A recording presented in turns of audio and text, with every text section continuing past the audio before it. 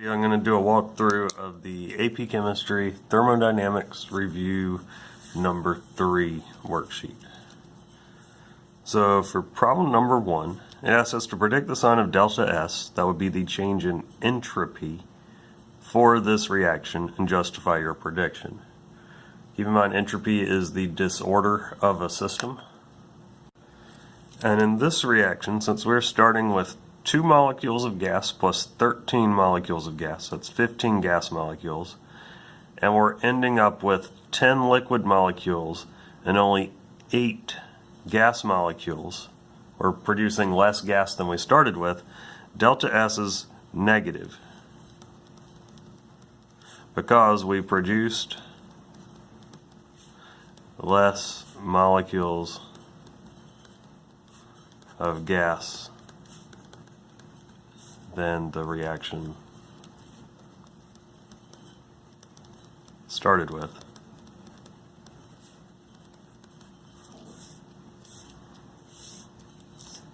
So number 2, what is the sign of delta G for the reaction? How would the sign be affected by an increase in temperature? Well, if we read all of the words here, there's a key phrase. It says it is a thermodynamically favorable reaction. So delta G is negative, since the reaction is thermodynamically favorable.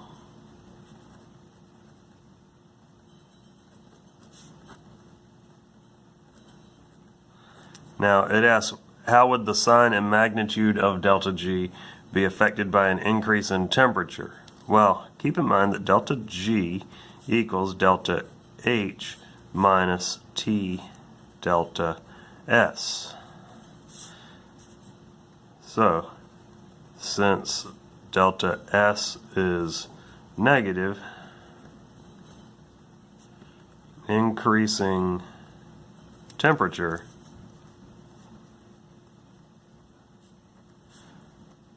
will make delta G, well, this is negative, and we make this more negative and we subtract it, that makes delta G more positive or less negative. Either way is fine for answering that. Number 3, what must be the sign of delta H for this reaction? Well, if delta G is negative and delta S is negative, the only way that G can be negative with a negative delta S is if H is also negative. Let's keep in mind, if H was equal to 0, then G would be a positive value, which would be not thermodynamically favorable. So for G to be negative, H has to be negative. Number 4, when the reactants are placed together in a closed container, no change is observed even though the reaction is thermodynamically favorable. Well, that's because the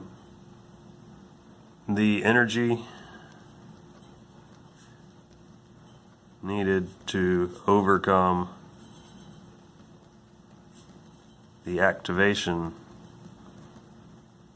energy must be provided. It's kind of like, for instance, if you're filling up your car with gas and you spill a little bit of gasoline on the ground, even though there's gasoline and oxygen present and the reaction's favorable, the gasoline doesn't burst into flames because you need a spark to ignite it. Number 5, now we're moving into some math questions, which I know is y'all's favorite. It says, ethine reacts with hydrogen to form ethane as follows. Information about the substances is in this table. If the value of the standard entropy change for the reaction is negative 232.7 joules per mole Kelvin, calculate the standard molar entropy of ethane gas, C2H6. Well, this is where we need to remember that delta S equals the sum of the entropy changes of the reactant of the products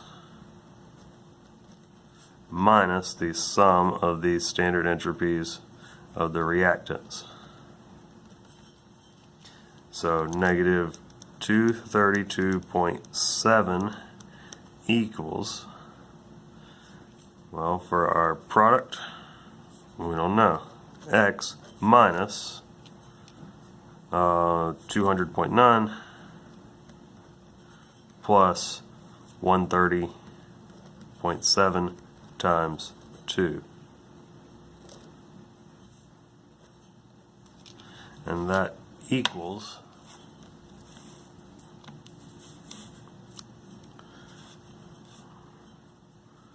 let's see, 200.9 plus 130.7 times 2.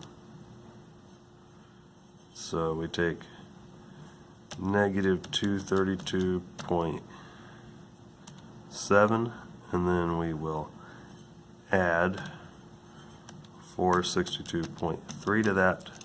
So it equals 229.6 joules per mole Kelvin.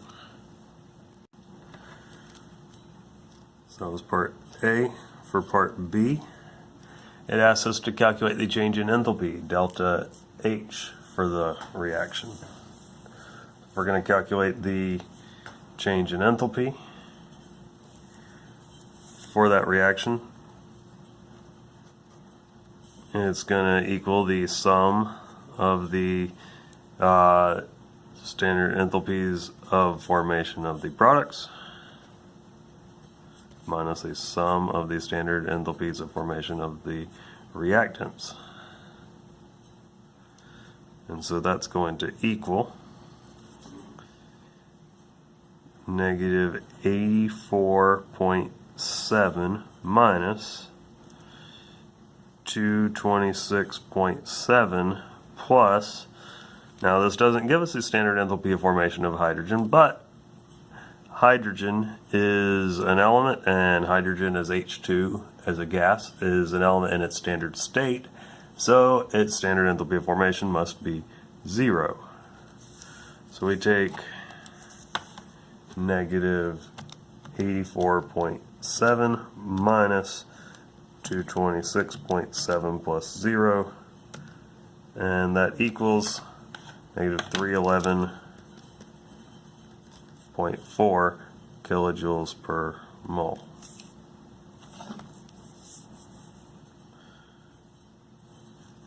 And we move on to part C. This asks us to calculate the standard free energy change, Gibbs free energy change.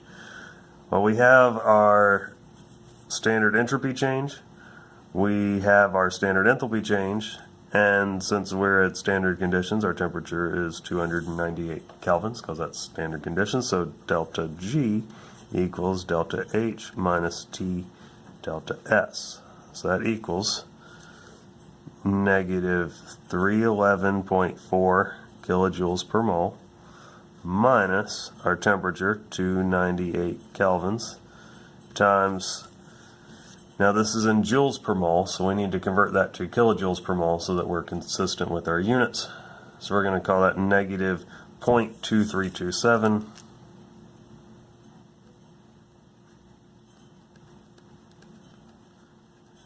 kilojoules per mole Kelvin.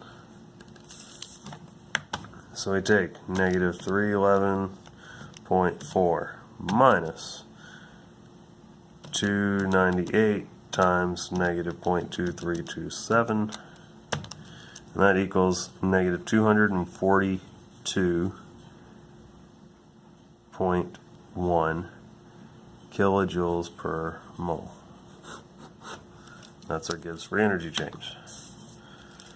So then it asks us, what does the sign of delta G say about the reaction? Well, since it is negative, the reaction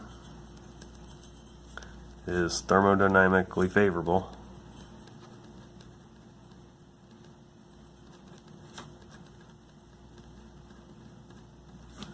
at 298 kelvins. Then this asks us to calculate the value of the equilibrium constant. Well, there's a formula that says delta G equals negative RT times the natural log of K. So, since R is 8.314 joules per mole Kelvin, our temperature is 298 kelvins times the natural log of K. Since this is in joules, we need to put G in joules, so we're going to call that negative 242,100 joules per mole. So we'll find that the natural log of K equals, we'll take 242,100 and we will divide that by negative 8.314 and divide it by 298. So the natural log of K equals 97.7. So we need to raise e to both of those, and we'll find that K equals 2.74 times 10 to the 42nd. If we think about this, our K is a large value, meaning that favors the product side. G is negative, meaning it's a favorable reaction. Those two things are consistent. Then we have problem number 6. Ask us for the specific heat of a metal given this information. 125 grams of metal is heated to 85, placed in a calorimeter with 75 grams of water, initially at 223. Final temperature of the water-metal mixture is that. Assume no reaction occurred between the metal. The specific heat of water is 4.18 joules. So, we can calculate, first of all, the amount of heat gained by the water. That's going to equal MC delta T. 75 grams times 4.18 joules per gram degrees Celsius times the temperature change of the water is 29.8 minus 22.3. So our value for Q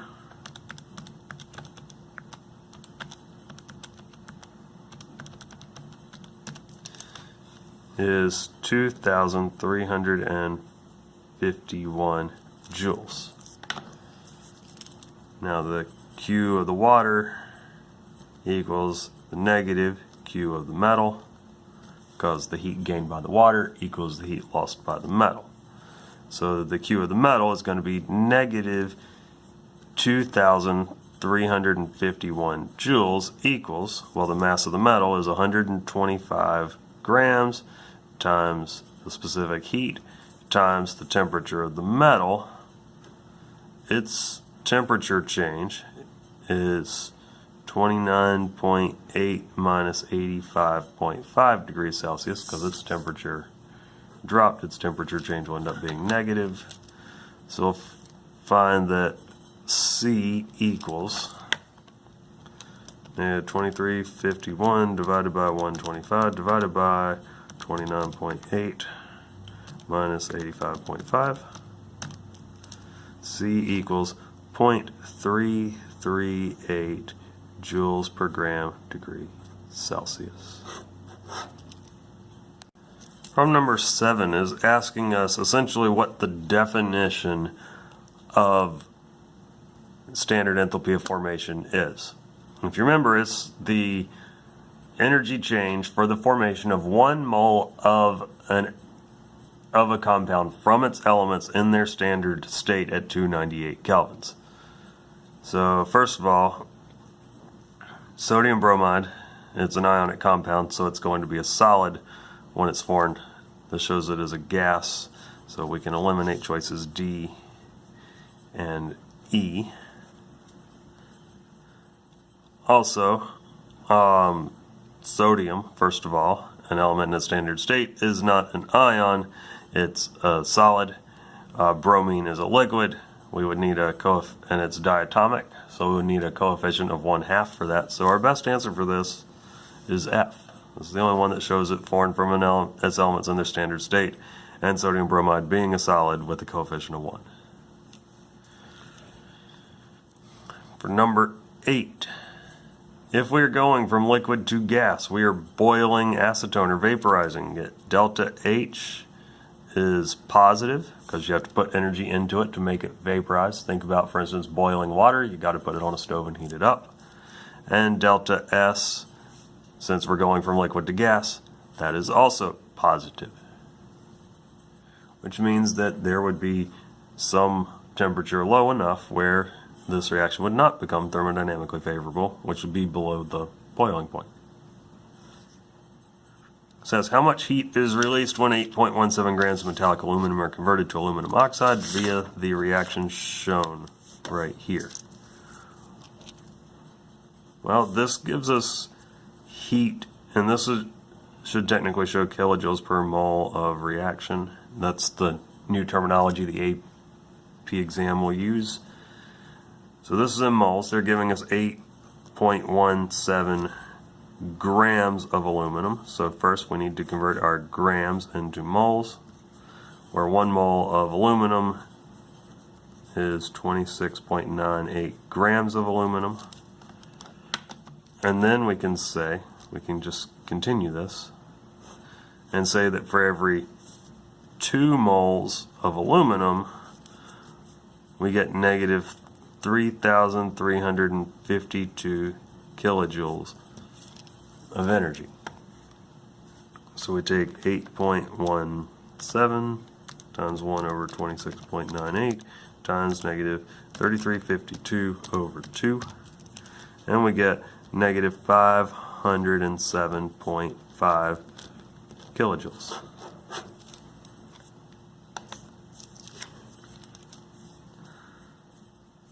Number 10, for an endothermic reaction at constant pressure. If it's endothermic, then delta H must be positive, so the answer is simply B.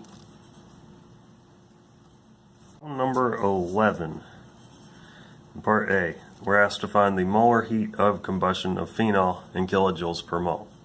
What we know is that there are 64.98 kilojoules of heat released when 2 grams combust. So we know 64.98 kilojoules are released per 2 grams. So what we need to do is take our 2 grams of C6H5OH and figure out how many moles that is. So we need to go from grams to moles, where 1 mole equals the mass of carbon times 6 plus the mass of hydrogen times 6 plus the mass of oxygen, 94.108 grams. So we take 2 divided by that. We get 0.02125 moles. Now, delta H is going to equal, well, we have 64.98 kilojoules. Now, since it says are released, that's going to be a negative 64.98 kilojoules over 0.02125 moles. So we take negative 64.98 divided by 0.02125, and we get negative 3,057.8, or negative 3058 kilojoules per mole. Keep in mind, this is an exothermic reaction. Heat is released. Our delta H has to be negative. In B, it wants us to calculate the standard enthalpy of formation of phenol. Well, we have these other standard enthalpies of formation for this reaction. We now also know delta H for the reaction. So to do this, we need to apply Hess's law, where we say that delta H equals the sum of the standard enthalpy of formation of the products minus the sum of the standard enthalpy of formation of the reactants. It's just Hess's law. So we have that negative 3,058 kilojoules per mole equals, well, we add up our products. So we take CO2, negative 393.5 kilojoules times 6, because there are 6 of them, plus negative 285.85 kilojoules times 3, because there are 3 waters, minus, we don't know what phenol is, so we'll call that X, plus oxygen is an element in its standard state at 298 kelvins, so its standard enthalpy of formation is 0, and there are 7 oxygens. Obviously 0 times 7, that's not really important math. That's 0. So negative 3058 equals negative 393.5 times 6 plus negative 285.85 times 3, negative 3218.55, not plus, minus X. So negative X would equal negative 3058 minus that 160.55, so X equals negative 160.55 kilojoules per mole, because all of these are done in kilojoules per mole. Then it says to calculate the absolute entropy of oxygen. Well, we have the absolute entropies of everything else, and we know the entropy change for this reaction. So our entropy problem is going to work the same as Hess's law, except with entropies instead of enthalpies. So negative 87.67 equals, well, we have our products. So we're going to take our carbon dioxide, 213.6 times 6, plus our waters, 69.91 times 3, minus phenol, 144, plus our oxygen times 7. So we're going to call that 7x. So let's simplify this a little bit. 213.6 times 6 plus 69.91 times 3. So we have negative 87.67 equals 1491.33 minus 144 minus 7x, because that minus will distribute into that. So we could kind of rearrange this to say that 7x equals 1491.33 minus 144 plus 87.67. So 7x equals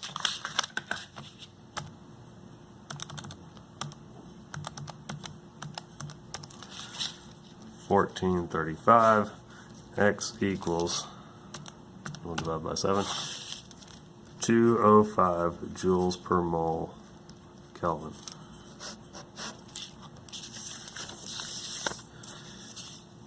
In part D, it wants us to calculate delta G for the combustion reaction. Well, delta G equals delta H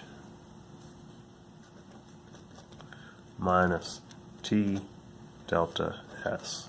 So that equals, our delta H is negative 160.55 minus our temperature, 298. This is kilojoules, times our delta S, we need to put into kilojoules instead of joules. That's going to be negative 0.08767 kilojoules per mole Kelvin. So delta G equals, I'll take negative 160.55 minus 298 times negative 0.08767. Delta G is negative 134.4 kilojoules per mole. And then for E, it wants us to calculate K. Delta G equals negative R T ln of K. We need to put G into joules, so negative 134,400 joules equals negative 8.314 joules per mole Kelvin times 298 kelvins times the natural log of K. So the ln of K equals negative 134,400 divided by negative 8.314 divided by 298. So the natural log of K equals 54.24 or 0.25. So we'll raise e to both sides and we'll find that K equals e to the 54.25 is 3.63 times 10 to the 23rd power. And there you have it.